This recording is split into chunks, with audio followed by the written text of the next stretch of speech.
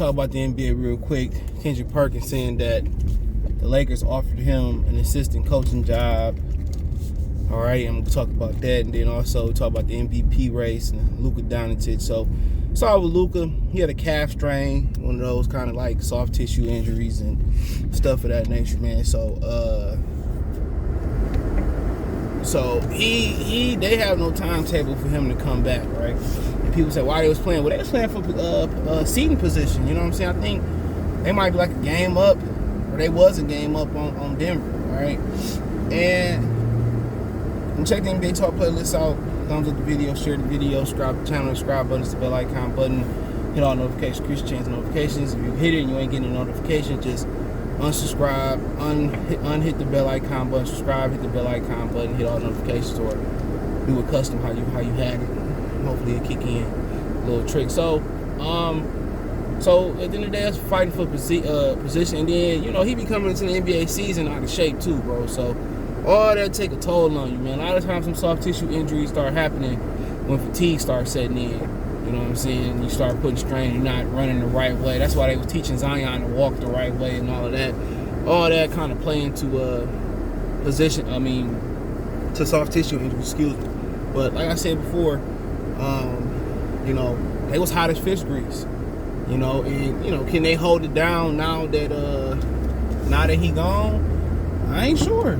To be honest, I'm definitely not sure, because Kristaps Porzingis is gone, and now he seems like he got away from Luka. He kind of doing his thing in Washington, and that might be enough to keep a 1-2 away from 1-2 punch to keep Bradley Beal there. So, I mean, Spencer Dinwiddie doing his thing too. That was a great trade for Porzingis and Spencer Dinwiddie. And for the Wizards, for the Mavericks, he done busted out when something just wasn't right. He was sneak this to Spencer Dinwiddie, saying that. They ain't want him. They didn't want him there, and they wanted him gone. And like I said before, when that positive energy ain't there, you know what I'm saying, it's hard. It's hard with negativity in the air. It's hard to play well when people don't want you there. In Dallas, they welcome to with open arms. It's gonna be up to Jalen Bronson, to Tim Hardaway Jr. if he healthy, and Spencer Dinwiddie to do something. I think it's gonna be up to them to make some shit shake. Hold it down, but them calf strains and all that soft tissue shit, it's tricky.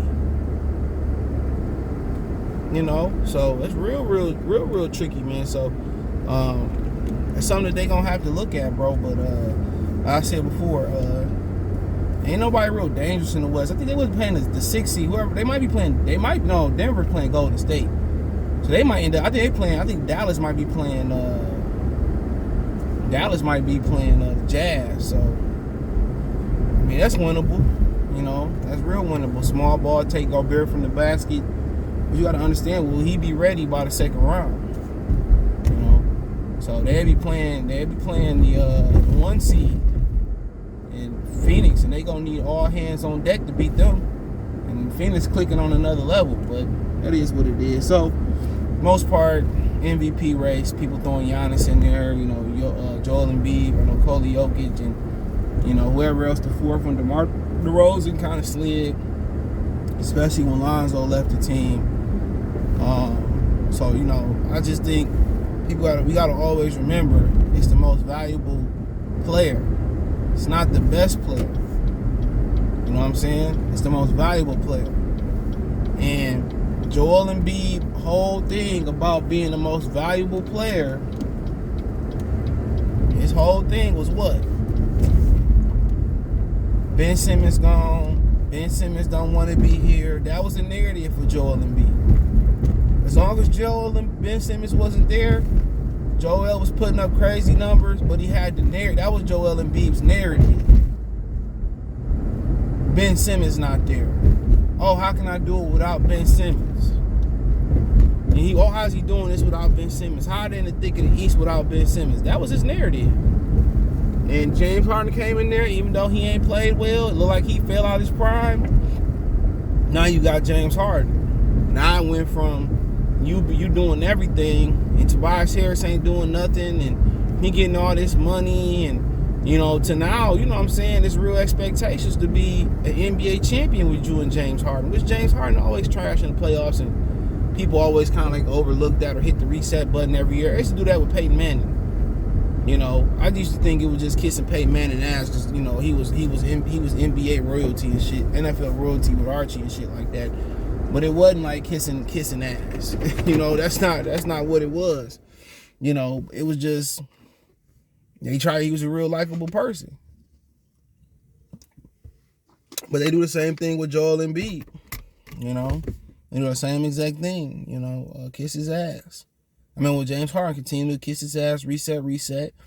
And they got a tough matchup. Some people picking Toronto. I ain't watch a lot of NBA as far as that, but we'll see. People saying Scotty Barnes the MVP. I say K, but then the rookie of the year. I say K, but people just gonna look at them winning and associate that with rookie of the year. If that's the case, why didn't Carmelo get it over LeBron James? He was better in damn near every major statistical category.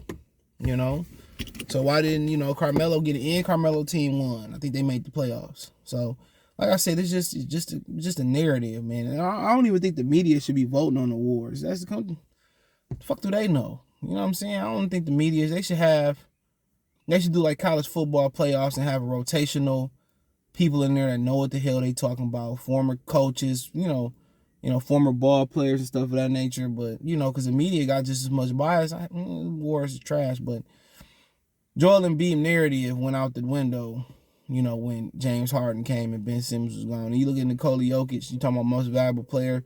His team is sitting at 6. His team is sitting at 6. Without the two other best players, and Michael Porter Jr. and Jamal Murray. All right, if there's any question who the best player on that team, Nikola Jokić and showed you. Then he just dogged Joel Embiid like a month or two ago. So, at the end of the day, he's the most valuable.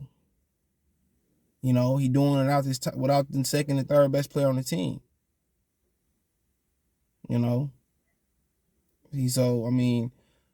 we have any by definition, should they have the best player in the league award? Absolutely, do it. And who the best player in the league this year? You probably say Giannis is the best. Giannis probably the best player in the world right now, and it's probably his time. And Kevin Durant probably never gonna have his time, and probably was robbed because of the Achilles. So he probably not gonna ever have his best time and all that type of shit, man. But it's Giannis time, bro. And Giannis is probably the best player going, but most valuable. You gotta look at what Jokić doing. Without him, they're a lottery team. Without him, Mike Malone probably getting fired. So that's just what it is. So it ain't even no question about it.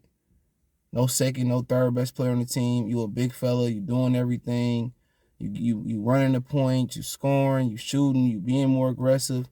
Maybe not the better defensive player than Joel Embiid, but we talking about the best player.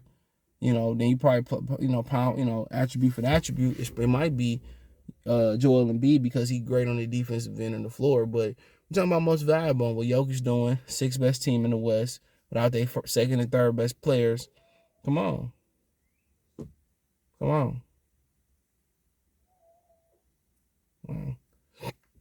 That's something to look at, bro. But this is my opinion on that. But then we move on talking about Kendrick Perkins. They said the Lakers. He said the Lakers offered him assistant coaching job. That's because he been on his damn hands and knees, servicing of LeBron. Yeah, I said what I said.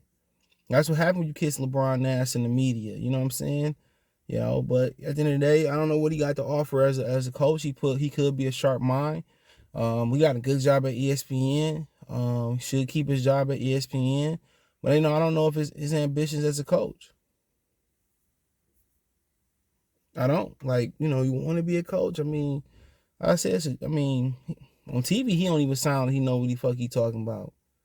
It's all overreaction, but I just think that's just wrong. People got to understand, First Take, Undisputed, First Thing, for all that type of stuff, bro. They all actors, bro. It's for shock value. It's all acting, bro. It's not, to me, they probably write their scripts. They ain't shit but SNL. So, like I said before, they probably all write their scripts and shit like that. It ain't real, but hey, it is what it is. They want to offer Kendrick Perkins a job. I'm not surprised. He done a great job kissing LeBron's ass and servicing LeBron on his hands and knees for the last few years.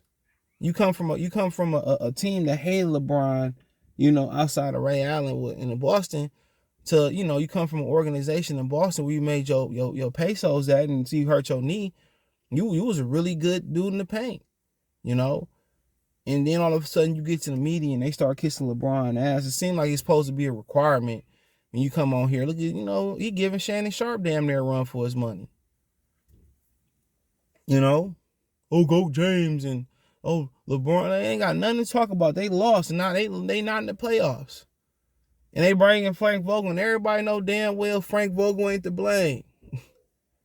People say, his rotations is trash and he do this and he do that. Man, the honest fun fact is LeBron James is to blame. He got all that power. He probably got more power than Rob Pelinka. And that's why Magic Johnson got the hell up out of there. That's why Magic got the hell up out. LeBron messed that team up and then don't want to accommodate Russ and play without the ball and post up. He just, like I said before, he think he the offense, and now he's finding out slowly but surely as he getting older, he can't do nothing else. Without the ball in his hand, he's a bum. You know what I'm saying? Without the ball in his hand, he a bum. What else can you do? Nothing. Everybody giving AD a pass. Injured again.